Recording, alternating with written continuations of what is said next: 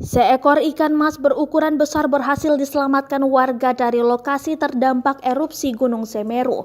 Foto tersebut diunggah Gubernur Jatim, Kofifa Indar Parawansa di akun Instagramnya @kofifa.id pada Kamis 9 Desember 2021 siang.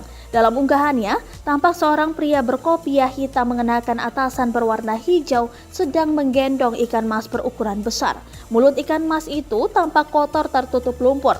Ikan mas ini berhasil selamat dari awan panas guguran Gunung Semeru Sabtu 4 Desember 2021. Padahal rumah-rumah di Kampung Renteng Lumajang tempat ikan mas ini ditemukan semuanya hampir tertutup abu vulkanik, tulis Kofifa dalam keterangan unggahannya.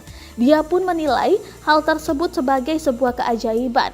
Masya Allah kun fayakun, jika Allah Subhanahu wa Ta'ala berkehendak, maka tidak ada yang mustahil terjadi, tambahnya. Dalam unggahannya, Kofifa juga menyelipkan pesan agar warga korban erupsi Semeru segera bangkit.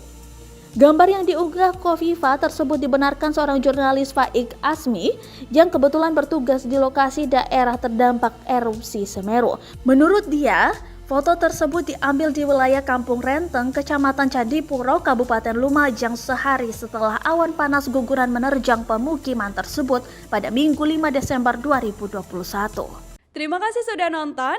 Jangan lupa like, subscribe, dan share ya.